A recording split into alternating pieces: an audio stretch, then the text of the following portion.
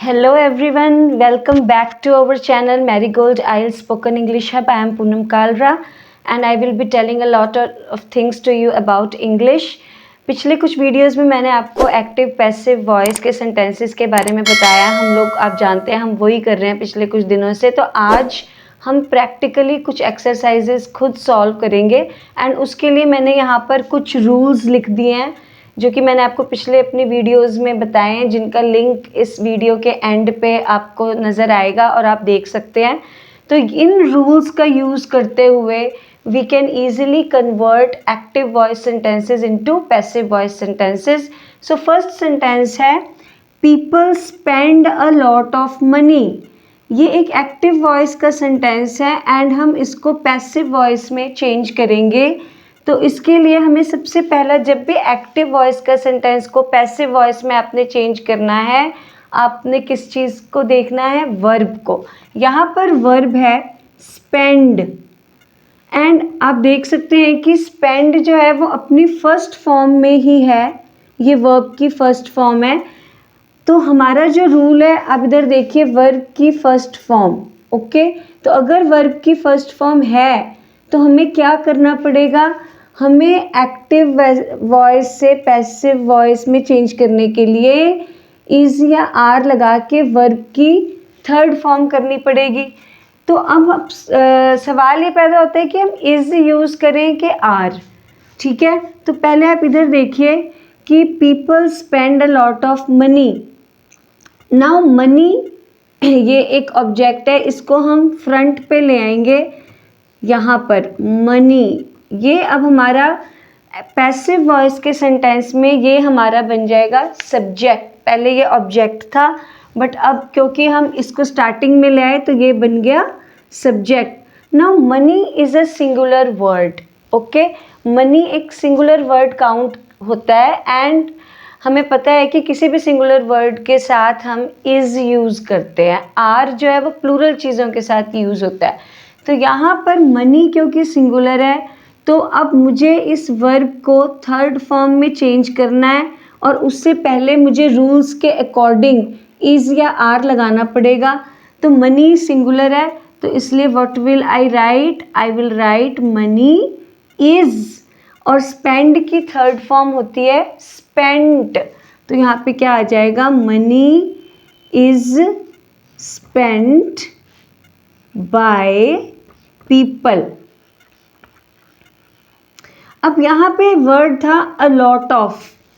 अब अ lot of word जो है ये मनी के साथ ही है, तो जब आपने एक्टिव से पैसिव में चेंज करेंगे तो अ लॉट ऑफ यहाँ पर आप शुरू में ही लिख देंगे। तो इसका आंसर क्या हो जाएगा? A lot of money is spent by people. तो ये हो गया एक्टिव वॉइस से पैसिव वॉइस में आपका sentence. Now we move on to the next sentence. Law will punish the offenders. ये फ्यूचर वाला सेंटेंस है, विल के साथ वर्ब की फर्स्ट फॉर्म है। तो यहाँ आप हमारा रूल देखिए, विल के साथ वर्ब की फर्स्ट फॉर्म को अगर हमने पैसिव वॉइस में चेंज करना है तो हमें क्या करना पड़ेगा?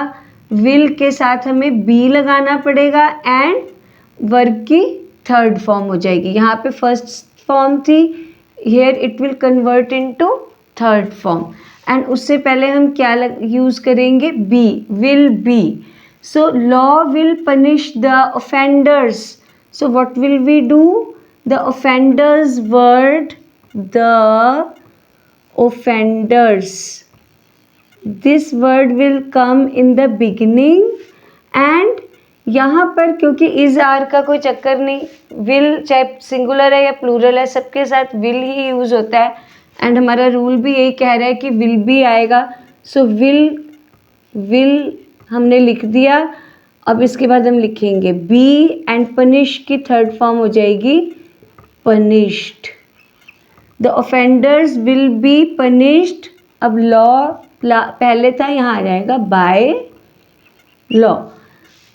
सो आप देख सकते हैं कि कैसे इन रूल्स की हेल्प से एक्टिव वॉइस के सेंटेंसेस को हम इजीली पैसिव वॉइस के सेंटेंसेस में चेंज कर सकते हैं। तो मैं चाहती हूँ कि अगर आपके एग्ज़ाम्स हैं, अगर आप 9th क्लास में हैं, 10th में हैं, या आपके बोर्ड के एग्ज़ाम्स है, या कोई भी आपका कम्पिटिटिव एग्ज़ाम है, और आइल्स, टॉफल, कोई भी इंग्लिश से रिलेटेड एग्ज़ाम की अगर आप तैयारी कर रहे हैं, तो मैं आपको सजेस्ट करना चाहूँगी कि आप ये सारे रूल्स अच्छे तरीके से मेमोराइज़ करें, ताकि आपको एग्ज़ाम में बिल्कुल भी दिक्कत ना हो। और दूसरी बात, अगर आप सच में चाहते हैं कि आप एक्टिव पैसिव वॉइस में एकदम परफेक्ट हो जाएं, तो मैं ये कहूँगी कि जितनी ज़्यादा एक्सरसाइजेज आप सॉल्व करेंगे ना, एंड आप चेक करवाएंगे किसी से भी, उतने ज़्यादा आपका कॉन्फिडेंस लेवल बढ़ेगा। एक्सरसाइजेज हमें करनी इसलिए हैं ताकि हमारा कॉन्फिडेंस लेवल बढ़े। रूल्स जान लेने से हम कभी भी किसी चीज़ में एक्सपर्ट नहीं हो सकते। अगर आपको ड्राइविंग के रूल्स पता है पर आपने खुद कभी ड्राइविंग की नहीं है, तो आप कभी भी ड्राइविंग में एक्सपर्ट नहीं हो पाएंगे। सिमिलरली सिर्फ रूल्स याद करने से कुछ नहीं होगा, आपको खुद एक्सरसाइजेस सॉल्व करनी पड़ेंगी। एंड इस वीडियो के एंड में मैं आपको एक एक्सरसाइज भी दूंगी जो आपने खुद सॉल्व करनी है, एंड कल की वीडियो में हम उसके आंसर्स डिस्कस करेंगे। ओके, सो अब हम अपनी इस डिस्कशन को कंटिन्यू करते हैं। नेक्स्ट सेंटेंस इज रोहित में make a new project. Now a new project, ये स्टार्टिंग में आ जाएगा। अ न्यू प्रोजेक्ट में मेक की जगह आप क्या लगा देंगे? बी लगाएंगे। आप रूल्स देखें यहाँ पर, ये देखिए मे के साथ वर्ब की फर्स्ट फॉर्म है, लेकिन अगर आप पैसिव वॉइस में चेंज करेंगे आपको बी लगाना पड़ेगा एंड वर्ब की third form. So a new project may be made, make की थर्ड फॉर्म है made. A new project may be made by Rohit. तो आपने देखा कैसे ये जो रूल्स हैं हमारी हेल्प कर रहे हैं। नेक्स्ट है doctor should treat the patient properly. Now here it is should and it's first form of verb that is treat. So should and first form of verb. Now what will you do? You just have to write be plus verb third form. So what will I do?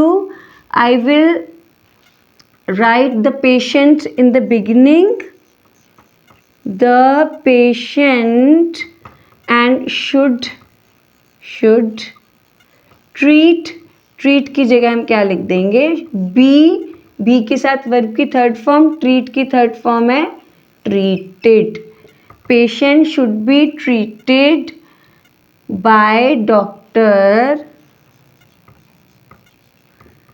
ठीक है, अब यहाँ पर आप चाहे तो properly and में भी लिख सकते हैं, और अगर आप चाहें तो यहाँ ट्रीटेड से पहले भी आप प्रॉपरली लगा सकते हैं। The patient should be properly treated by doctor, because treat is a verb and properly is an adverb. तो वैसे यूजुअली जो एडवर्ब्स होती हैं वो वर्ब से पहले यूज़ होती हैं। इसका मैं आपको अलग से बताऊंगी अपने वीडियोस में एडवर्ब का क्या लॉजिक है एंड कैसे ये यूज़ होते हैं।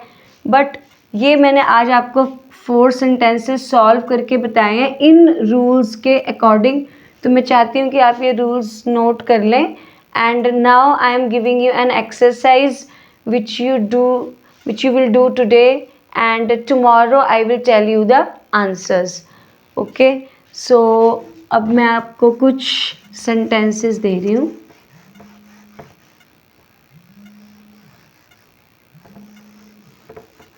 Ramesh was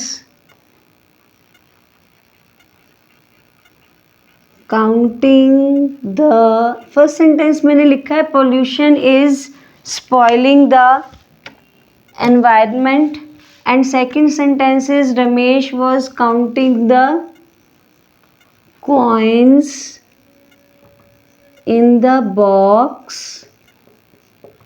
Third is he had given a very good advice to his younger brother.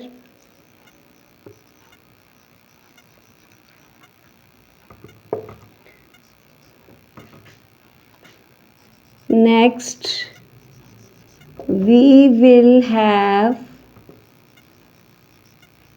cooked delicious food for the guests.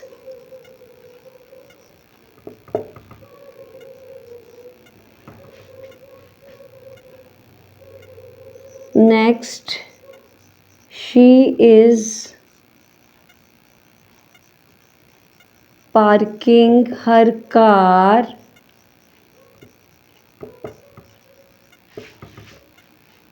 in the premises. Sixth, teachers must follow a regular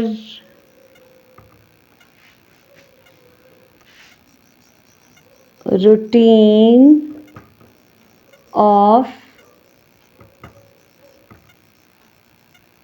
discipline. Next,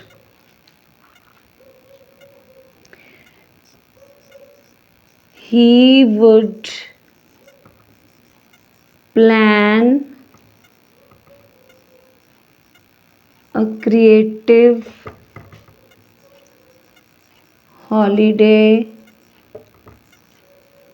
for us. Next,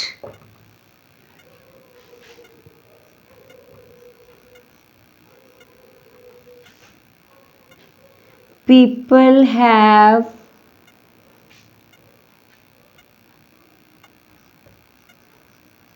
taken a wise decision. So these are the sentences. ये मैंने sentences लिखे हैं. कल के video में जब आप कल हमारी वीडियो आएगी उसमें मैं आपको इनके सारे आंसर्स बताऊंगी.